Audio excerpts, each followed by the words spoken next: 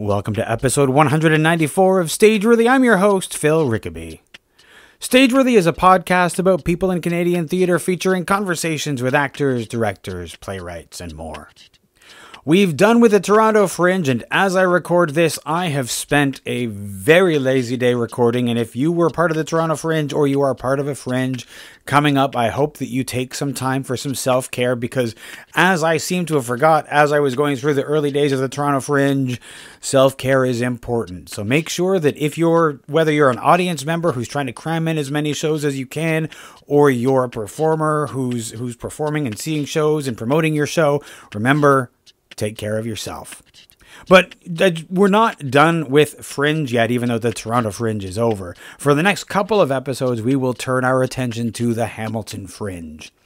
But before I talk about this week's guest, if you like the podcast, I hope that you will leave a comment or rating on Apple Podcasts, Google Music, or wherever you get your podcasts.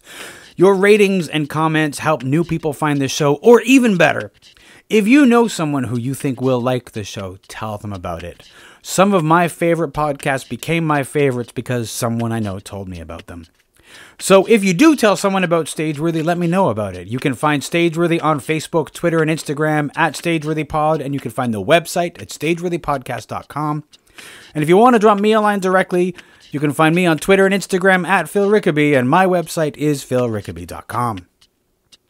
My guest this week is Laura Kyswaty. Laura is an actor, dancer, and choreographer, and is appearing in Paul Coster's The Promised Land, which premieres as part of the Hamilton Fringe starting July 18th.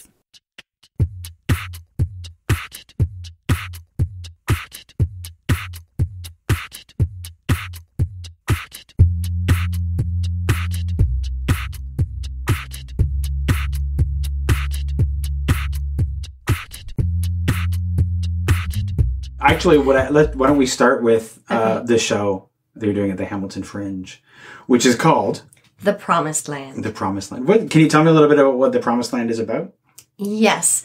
It's a very fun film noir style play about love and betrayal and deals and film noir kind of stuff. Okay. And who do you play in the show? I play Vera. Wait a moment. Yes, that is my character. Vera Lang-Gutman. And who is Vera Lang-Gutman? That's a big name. Vera Lang-Gutman is married to Casper, who never appears because he's away on business. And she has a finger in every pie in town in Chicago. She's kind of a big deal. And she's tough and involved in the running of the Blue Pelican, among other things. Okay, and the Blue Pelican is? A nightclub. A nightclub? In Chicago, where half of the play is set. Oh, and where's the other half set? The other half of the play is set in Zionsville, which I don't even know if it's a real town. I mean, it could be. It could be. What? Okay, so there's like two places that this show is taking place in. Yeah, a diner in Zionsville and a nightclub in Chicago. Are they completely separate stories? Do they come together, or is that something that people should wait and see? I think it's fair to say that maybe we'll let people wait and see. Okay. Yeah. How long have rehearsals been going on for this, or have they started really? Oh, yes. Yeah. Yes. We actually did read-throughs back in, I want to say January. So, yeah, we've been at this for a little while. I think Paul had part of it read at a Sing for Your Supper that I was at. So it was a cold read sort of thing, and I think there was a piece that was in there. I think I may have read it. Oh, yeah? Yeah, I don't remember. Oh, I was the guy who ran the diner. Or were you the guy who sits around the diner, Pete? No. No? No, I was the guy who ran the diner. Okay. Okay, well, like a daughter thing or something. I don't. Yeah, there's a daughter. Very vague. Yeah. Or maybe it was Pete. I don't remember. Yeah, one of my favorite characters is Pete, who is played masterfully by Dave Healy, who's hilarious. And Pete is like the all-knowing narrator who's telling us the story. Right, yes. And commenting. And there's a lot of breaking the fourth wall and having fun with that. Nice. Insulting the playwright. Oh, okay. Well. How did you get involved in the show? I am very fortunate to have worked with Paul before. And so he sent me a message and said, hey, would you be interested in doing this? And I said, yes, if it's working with you. Absolutely. Because I had so much fun in the last play we did together. So much fun. What was the last play that you did together? The State of New York versus Peter Pan. Okay. When was that? Oh gosh, when was that? I am so bad with dates. It was, oh goodness, quite a few years ago. Okay. And was that at a Fringe, or was that at? Yeah, well, we did the play in Toronto, not as part of Fringe, in the old Bread and Circus. Before it shut down. Oh, Bread and Circus, yeah. And then we went and did it in the Hamilton Fringe. Okay. And that was a lot of fun. So I played Tinkerbell. Okay. Which is just more fun than ever. Yep. I watched the animated movie for research and realized just how nasty Tinkerbell is. And I was finding it funny how many, Tinkerbell is this little icon for little girls all over the place. And she's horrible. Yeah. Like, she repeatedly tries to kill Wendy, and she has no remorse whatsoever. None. Like, she wishes she'd succeeded. It's the kind of thing that we don't see in Disney movies anymore. Yeah, exactly.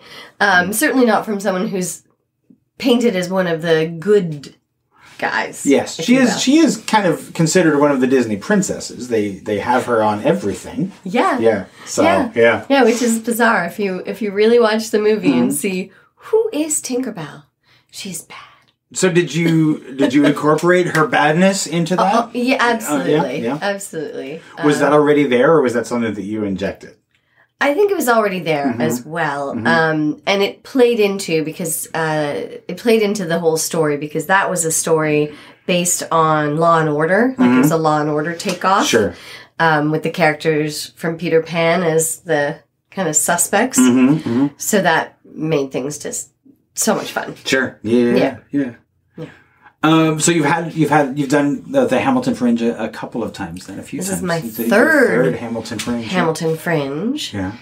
And it's my third film noir Fringe femme fatale. Okay. Well, so you have a Fringe type? Apparently I have a Fringe type. You're the Fringe femme fatale. Film noir. Oh wow. Okay, so you're the Fringe film noir femme fatale. That's a lot of f's in there for that. Yeah. How did you end up in theater?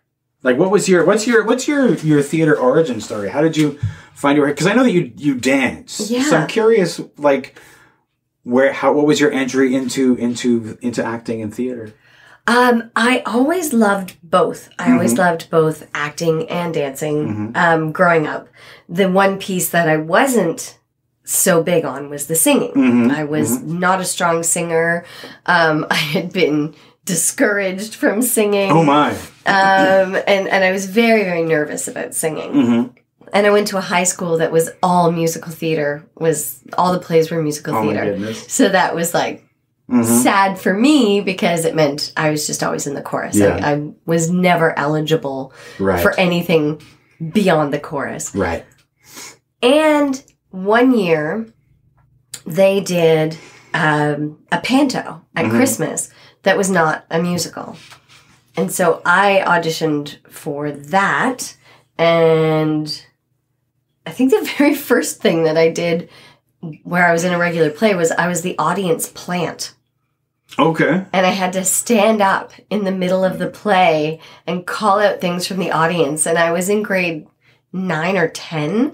And I was it was terrifying every single time because you're not on stage and you know that you're about to do something that people are not supposed to do. The people on stage are supposed to be talking. Yes. The people in the audience aren't. Yes. So every time I would have to like get over that extra hump of nerves of like people around me are going to be really annoyed when I stand up and start yelling. Yeah. So I think that was my first one.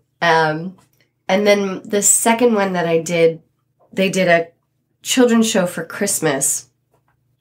And I think this might have been, I can't remember if this was through the high school I went to or if it was through the local community theater.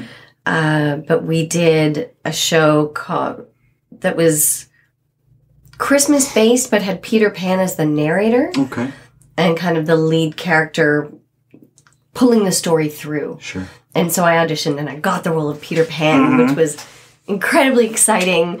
And one of my best friends in high school, Tanya Carrier, who is still a very close friend to this day, she was Wendy, and we just had the best time. And that monologue, there was this opening monologue that I used when I came to Toronto, and I auditioned for Ontario Place. Okay. The first summer after my first year in university. And that helped me get my first paying theater gig in Toronto, which was just this fantastic job at Ontario Place. What did you do at Ontario Place?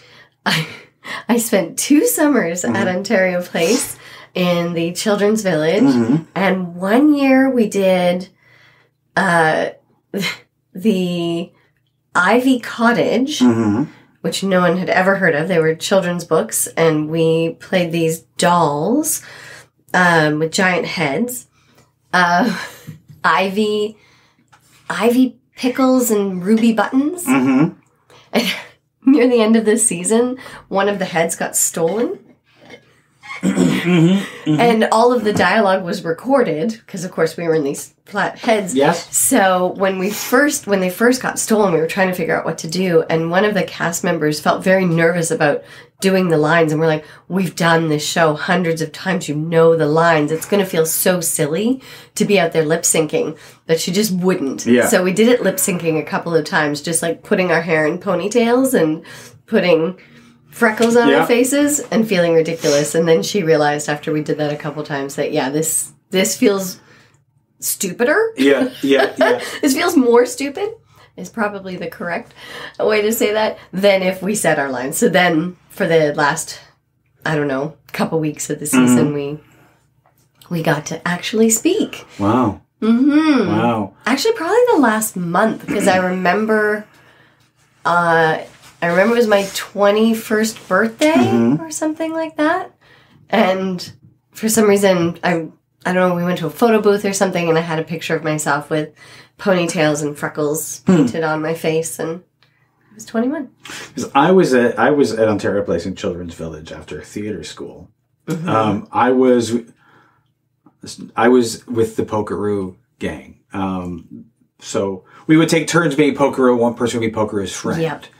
And before each show, they would load Pokeroo into a golf cart, like they would have a flatbed, and they would drive Pokeroo around to gather the children and bring them over to the Children's Village stage. And we would do little sketches and before there would be a children's performer that would come on.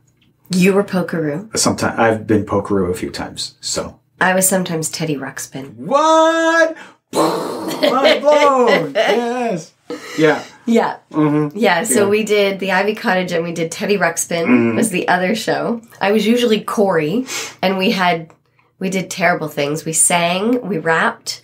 We were not. We were not rappers. That terrible children's theater type of rap. Oh yeah, we did the same. And then there was the summer we did Holly Hobby. Yeah, Holly Hobby and Teddy Ruxpin were one summer, and the Ivy Cottage was the first summer. Okay. Wow. Which was also where I learned the best cure for hiccups. Was the summer we did Holly Hobby.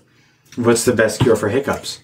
Well, I got the hiccups in the middle of the show, and I had to sit there as Holly Hobby's friend Janet, who no one's ever heard of because I don't think she exists. Right. Like, I think people have heard of Heather. Yes. But Janet? Yeah. So, and Janet would sit there writing in her journal on the edge of the stage, and I had the kind of hiccups where there's no noise, but there's like this weird interruption. So you're talking, it's like, dear diary, dear diary. Yeah. And it was really awkward. So I ran backstage when it was my exit, and I said to the stage manager, I had the hiccups, I don't know what to do. And she's like, okay, quick, grab a glass of water, plug your ears and plug your nose. No, plug your nose. She plugged my ears. Turn upside down, drink the water from the opposite side of the glass, blowing out as much air as you can. And you feel like you're going to drown, and then your hiccups are gone. And it works every time. Well, all right then. So there you go. All right, thank you. Yeah. You heard it here.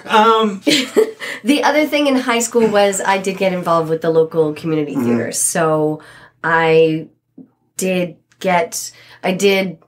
more children's theater, Snow White. I played Snow White. And then I was lucky enough to get into a production of Noises Off, the fantastic farce, as Brooke, and just had the best time. So that was my first really big on stage, in a play, and it was just amazing. Do you remember what it was originally that drew you to it, that made you want to do it? I don't. I just have this feeling that I always knew, that I always wanted to be an actor or a dancer, that was just always there. Right. And it wasn't like I was always the kid who was like corralling everybody to put on plays in the yard. I wasn't. I was normally reading or playing or, whatever. But yeah, I don't recall doing that sort of thing. Going to ballet class. Was ballet your idea, or was ballet was that something that you wanted to do, or did you sort of get railroaded into that? It's funny because as you said that, I thought, whose idea was it? Now I remember, apparently, as a kid, I had weak ankles. So the doctor recommended that I take ballet. Well. To strengthen my ankles. And I had no issue with it. I loved it. So I was more than happy to be there. Weak ankles? Yes. I had no idea that was a thing. Apparently it's a thing when you're 4. All right then. Things you don't know.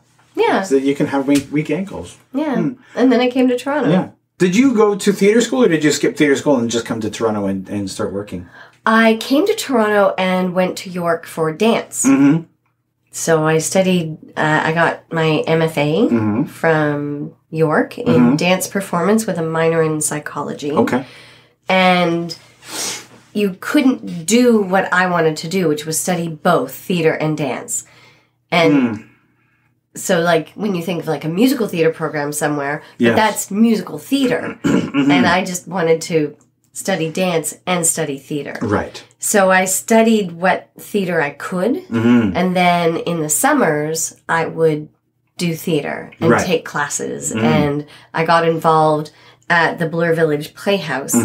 There was this wonderful man named Donald H. Ford who ran the Bloor Village Playhouse in the summers. And he was this incredible old school director with a mustache that twirled up at the ends and eyebrows that twirled up at the ends, both having been waxed and twirled. Whoa, okay. And, wow. Yeah, and he was a character. He was incredibly old school, and he would put on 3 plays a summer.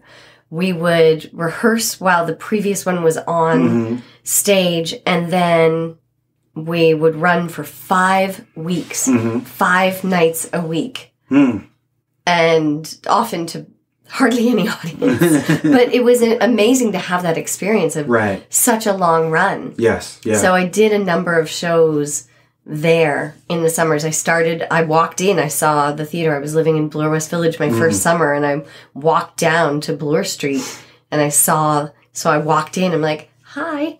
And so they let me ASM a show, and then they cast me in the next one. So that was kind of how they did it. Yeah. And then I kept doing shows there and got to do some really great parts there, which was a lot of fun. So at the time that you were, I guess, do you know if they now let you do both, or is it still a very streamed? I think it's still very streamed. Yeah. It's difficult to combine the two. Sure. And I can appreciate that, and I still think it would be useful. Sure. To have more of each available to the other. Yeah, no, absolutely. Absolutely. I know, like when I was in theater school, we had some dance classes, but that's certainly not equivalent, you know? Yeah. Yeah. So you got the dance bug when you were put in ballet to strengthen your ankles, but you loved it. And did you take other kinds of dance, or did you, when you were younger? As I grew up, I started taking other kinds of dance. So I took ballet, I think, exclusively till I was about 12, and then I quit. Much to my mother's chagrin. Why did you quit? My dance teacher was not very nice. Oh, okay. So, and I didn't realize that apparently she was encouraging me.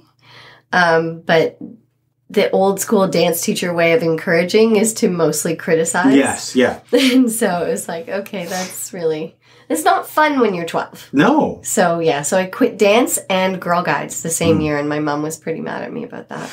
She's like, what are you going to do? I'm like... Without dance or Girl Guides? Fall into... Who knows?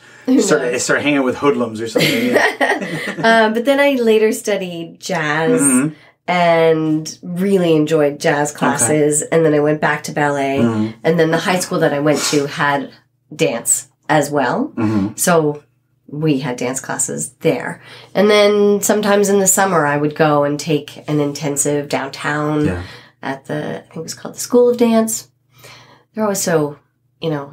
creatively named. Yes, the School of Dance. Yes. The School of Dance. Yes. Well. I wonder what they do there. Yes, it's always hard to know. Yeah. Always hard to know. Very mysterious. So I would, go in the summer and with my friend Tanya, I remember one year we were in different classes, but we would leave each other notes in our lockers. Yeah.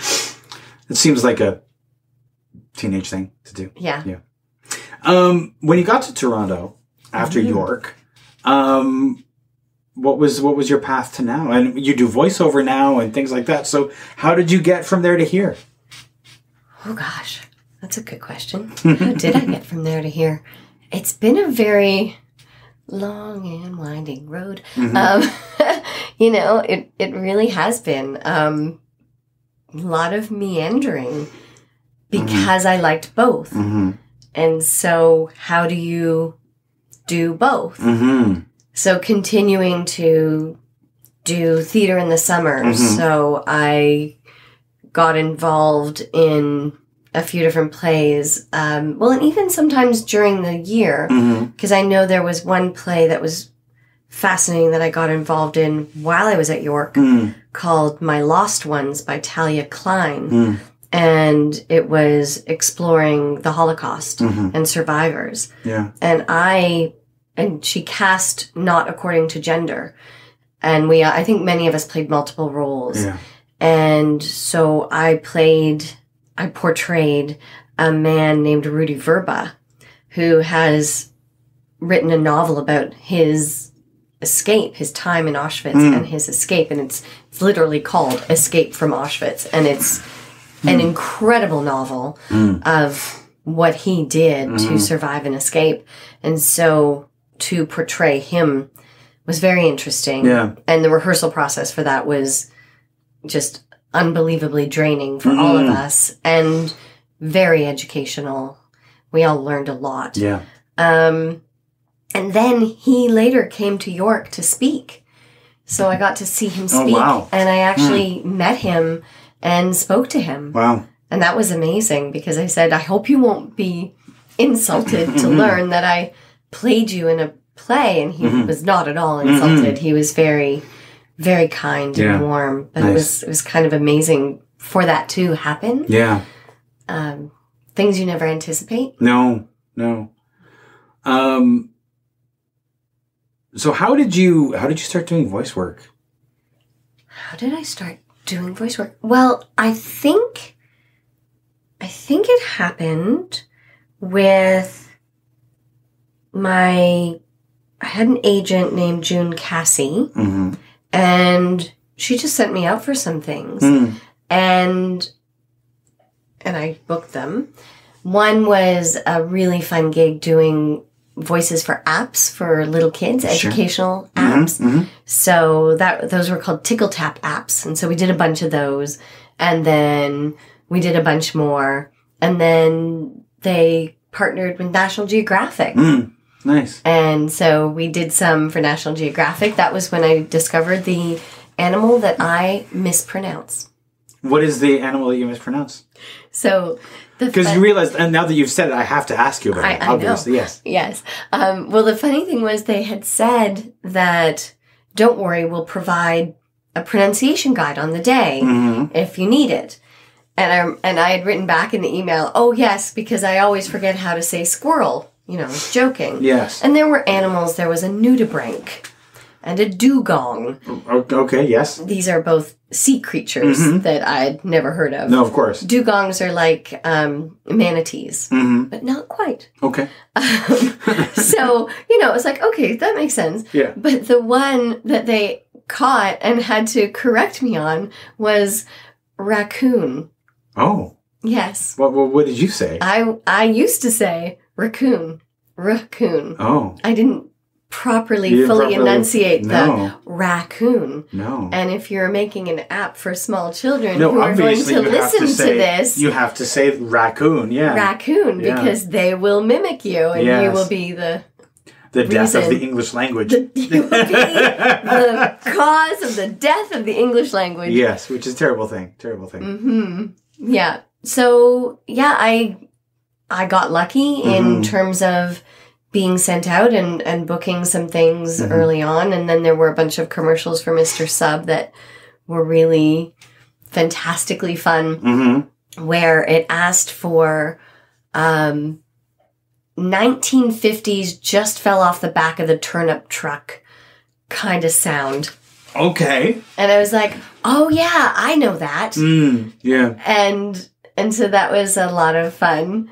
Because it was just a really... And I remember working with the other performers. When I remember him because I see him all the time still at auditions and things. Luke Marty, who's fantastic. Yeah. And so he played my husband in a couple, my love interest in a couple. There were all these different stories that they were following. And he was so fantastic. And then there was this other man whose name I don't remember, unfortunately. And he was just amazing. And he played, the psychiatrist that we went to see because of the submarine sandwich problems we were having in our marriage. And stuff like that. But he just was able to nail the timing. Yes. And so it was fascinating to see that and the way the director worked with us. And it was also fun that there were the three of us there. Sure, yeah. So, and this I think all came...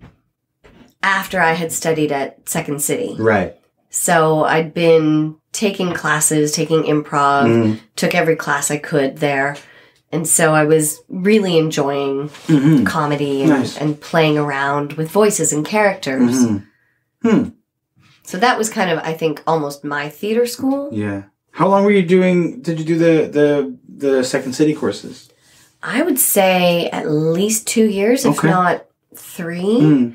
I went through the whole conservatory. Right. Yeah. Indeed. And I went through, before that, a number of levels. And then the conservatory, which was 6 levels. And then when I finished the conservatory, I took some other courses with some other teachers. And I took writing with Jerry Schaefer. And that was a lot of fun. And just whatever courses I could take. Right. And I think that really, I learned a ton there. Kevin Frank was my first teacher, and he now runs the Second City Training School. Wow. And anytime I go to do improv, whenever I'm performing, I still think back to what I learned from him, which is that your job as an improviser on stage is to make your scene partner look good. Yeah. I think that's. I mean, that is. It's the whole. When you enter the scene, when the scene needs it, not when you think it'll make you look funny, when the scene needs it. And it's hard, I think, for people at first to know that, to feel when the scene needs you to come in. Yeah. It must be a hard part of the improv learning. Yes, I think so. I think that's a part of the curve is, because I think a lot of people go in with that mindset of, my job is to make people laugh and be funny and make the scene good, as opposed to, my job is actually to make the other person look good, which does shift the focus. Yeah, absolutely. Back to Hamilton Fringe. Yes. So this show, this femme fatale role that you're playing in that, the Film Noir Fringe Festival Femme Fatale. I mean, obviously there's what does she want in this particular show? To expand her power? What does she want? She definitely wants to expand her power. And I think that in doing so, it will make her feel like she's worthy. Okay. Yeah. So you feel like she's filling a void with what she's doing? Definitely. Yeah. Yeah. It's she's got a distant husband who isn't there. So this is a way for her to feel fulfilled by getting involved in all of these business projects and gaining more and more control of the club, more and more owning more and more of the club, and having more and more connections around the city. Yes. Now, does she appear in the small town with the diner? I don't know. You don't know? Of course, because we're not saying it. The rehearsal process for a show that has two distinct locations, is that what does the rehearsal process for this look like? Are you all there for all the rehearsals at this point, or are you only there when you need to be? Talk about the rehearsals. Yeah, I'm in awe of our stage manager, Heather Lacey, who is really keeping a handle on everything and saying, okay, so on this night, we need these people from this time to this time, and then we need this person from this time because we're going to be working on these things. So there were a few rehearsals when it was all of us. Yes, yeah. Where we read through more than once. And one of the things that I love about working with Paul is he's always open to what's working in the script, and if there are things that aren't working or things that you want to add, if you have an idea that you think will make this funnier or more fun for the audience, let's add that in. And so you have that creative license, and you're allowed to comment in those early stages on not just yourself, but it's like, what about if Pete said this, or I had a thought about, somebody else's character. So that way you get all of these brains playing in the same sandbox, which is incredible. Yeah. It's nice to be part of that kind of creative process. Absolutely. It's fun. That's, I think, one of the advantages to Fringe is that a lot of times you have a bit more freedom in a rehearsal hall than you do in some other shows. Yeah, well, there's one scene that I would say my dialogue has changed almost entirely from what was on the page as we were playing around in rehearsal. Other things came out that made it more interesting. Yeah. Well, do you guys know your venue? Yes, we do know our venue. It is the Westdale. Does that sound like a real theater? Sounds like a real theater. It is a real theater because it's a real theater. Oh, because that's new this year, isn't it? We're pointing at each other. Yes, I was about to say, Phil and I are pointing at each other. Because that's new this season, isn't it? Is it? I don't know if it's new this season, but it looks fantastic. It's so perfect for a film noir style play to be playing in a movie theater. Yes, yeah. That has been converted into a theater. Yeah. It's perfect. And it looks like it's from the era. Nice. Yeah. No, I think I read that this was new. They're new this year and new last year. Yeah. As a venue and recently refurbished. I think it was closed for a long time. It looks gorgeous. Nice. Yeah. Yeah. Yeah. Yeah. We're very. That's super exciting. I bet that's exciting for you guys as well to do the show in a such a great venue. And it's not a musical, and there's music in it. And we have a piano player who will be underscoring or scoring at different points. Wow. Which is just, I heard him at rehearsal the other night. It was like, oh, wow, that's so great. Yes, yeah, nice. And the last show that I did, that was film noir-esque in a Fringe, we also had live musicians on stage, and it just adds an extra element. Yeah. That kicks the whole production up a notch. Absolutely. We have a huge cast, too. Yeah. I mean, the difference between having live music and recorded music, when I was working the early days of Keystone Theatre, we wondered if we would just would we use existing music, would we find somebody and have them record it? And then we had the brilliant David Atkinson come in and he played along with us, and he was willing to come to rehearsal and be part of the company and play along with us, and it suddenly everything came alive in a way that it hadn't been. We were just using recorded music. So having the musician there just adds so much to the scene. Absolutely. Yeah. I agree. Favorite part about doing Fringe festivals? Favorite part about doing Fringe festivals would be the camaraderie. The going out to the Fringe tent afterwards and running into the other 17 people there that night. Yes, yeah.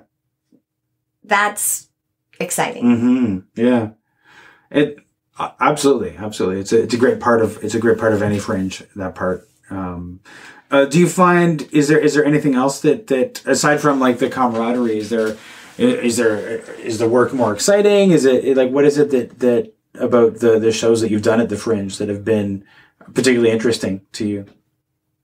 I think in Fringe, I almost always get cast in comedy. And I love doing comedy. So I get to play in that world. Whereas in other things, I seem to get cast, on screen, I seem to get cast in drama. That can be quite heavy. Yes, yeah. And so I enjoy getting to play in the world of comedy and making people laugh. Yeah. So it's a lot more fun.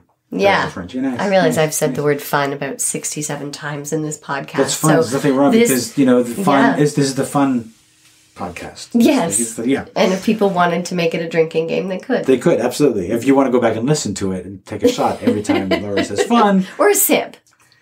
I mean, a shot, you will probably be dead by the end of it. In terms of when you do the Hamilton Fringe, do you drive in every day or do you try to stay out there? Do you? Not stay, no. Yeah. We will figure out carpooling and things like that. So we're going to work on that. It all depends on which production. Yeah. It has varied. I don't like to drive all the time because I find it can be very tiring and then sap the energy that you need for the show. Yeah, absolutely. Absolutely. So we'll see. Yeah. We'll see what happens. I know that one person in our cast and crew has a van that seats quite a few of us, but because we have a large cast, it won't seat all of us. No, of course, yeah. But we should be able to get most of us there in a couple different ways. So. When I was heading out to the Fringe to do the commandment there the first time, we were driving up the day before because they have a big to-do at their theater there. Yes. And they, people do excerpts from the shows and things like that. It's people sometimes will use that to, decide, is this, what do I want to see? What's interesting? I left with Richard Bone, the director. We left downtown at 2:00 in the afternoon, and we got there at 7. That was me doing a spit take. Sorry. That's okay. Yeah, I picked the wrong time to take a sip of water. I apologize. Because I did the math, and I'm like, that's 5 hours. It took 5 hours. Holy traffic, construction, that sort of thing. Yeah, no, it was ridiculous. That's It awful. was ridiculous. That stretch can, depending on construction and things, can be really brutal. So, Well, I remember there was once in the other Hamilton Fringe show I was in by Kelly Zemnekas called Prince Charming Missing Person. I remember there was one day when the traffic was so bad that we were worried we were going to be late for the our show. show. Yeah, absolutely. Which is a very real worry. So yeah, you really do have to build in enough, like more than enough. Absolutely. A ridiculous. It does have to be a ridiculous amount of time. Like just worst case scenario. Yeah. How early do we have to leave? Which is a tough one. So if I'm hearing you correctly, we should always leave 6 hours before the show. I don't know. You should always see what construction is going on. Check your Googles. Check your Googles and Google Maps. You Google Maps and see what's happening, because I mean, I know like there were people who were driving in every day before their show, but after that I was like glad I was staying. Oh, you stayed. I stayed. Oh, okay. I stayed. I sort of felt like if I was going to do the Fringe, I wanted, and it was just me, so I could. You know, like I wanted to be part of that Fringe festival and sort of like invest myself in it. You're giving me pause for thought, because I know someone in St. Catharines. That's not far, right? No, it's not. So I wonder if maybe there might be a night there. Yeah. Because I know there's a stretch where we have 3 shows in a row. Like, I think the Tuesday, Wednesday, Thursday we're on, although don't quote me. But I know that there's like a point where we have a bunch of shows in a row. And that might be nice. Yeah. So. It's also good because Hamilton likes to see people there. Like, they like to see the people who are doing the show around. Yeah. Oh, for sure. Yeah. Well, and I do always try to catch, I know some other people with shows this year. So, you know, you want to make sure you catch those shows. Yeah, absolutely. Absolutely. Yeah, you're in Toronto Fringe, though. I'm in Toronto Fringe, but yeah. But it's still like, it's very much a, you know, it is great. Like, I feel like if you're going to do the Fringe, like, you have to see other people's shows. Oh, yeah. You absolutely do. Absolutely. Because that's part of the camaraderie. You don't want to be like, you don't want to go to the Fringe tent and be like, well, we didn't see your show because I got to drive. You know, I'm not interested in seeing your show, but please come and see my show. That's terrible. That is terrible. Terrible way to do a Fringe. Not good theater etiquette. Not good Fringe etiquette. Absolutely not. Poor. Absolutely not. Poor Fringe etiquette. Very poor. Very poor. Indeed. Yes. What are you looking forward to about this show? I am looking forward to seeing it all come together. We're going to have some really fun costumes. Okay. Rachel Ford is doing our costumes. She did our costumes for the State of New York versus Peter Pan. So I've been dressed by Rachel before, and that was actually how we met, because she dressed me as a murder victim on a TV show years ago, and we have remained friends, and she's fantastic with costumes. So she brought in some of the sketches. So I think the show is going to look great. It's really going to be carried by the costumes to set the period. So we're going to keep it very simple. Yeah. And just create what's happening out of thin air. Nice. But just to see how it all comes together. It's a 90-minute show. I should mention that. It's a 90-minute show. So I can't wait to see how the story plays out and to hear how the audience receives it. And I think it will really vary on different nights what things get laughs, because there's a real mixture of types and styles of humor in there. Sure. There's a lot of playfulness. There's a lot of taking pot shots at the playwright, then, you know, that breaking the fourth wall kind of thing. Then there's like that clever sort of film noir-esque banter. Yeah. And there'll be some, I think, physical pieces to it because of our director. So I think it'll be really interesting to see every night what's going to happen tonight. Yeah. Which I think you can say of any play. But absolutely. but you know, it sounds like there's a little bit more so here. Yeah. Yeah.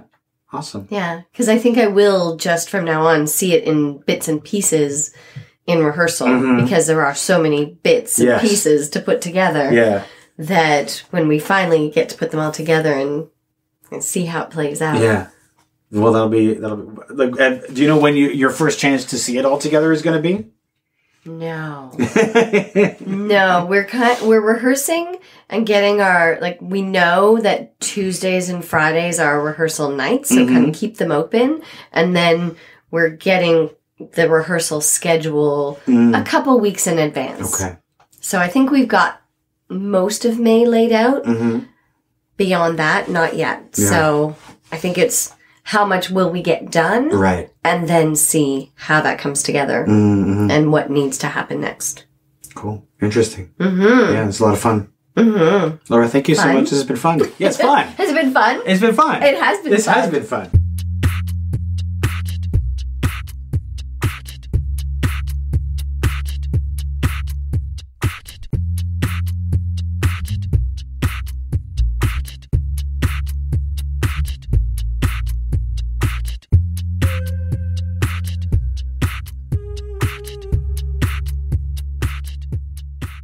This has been a Homebody Productions production.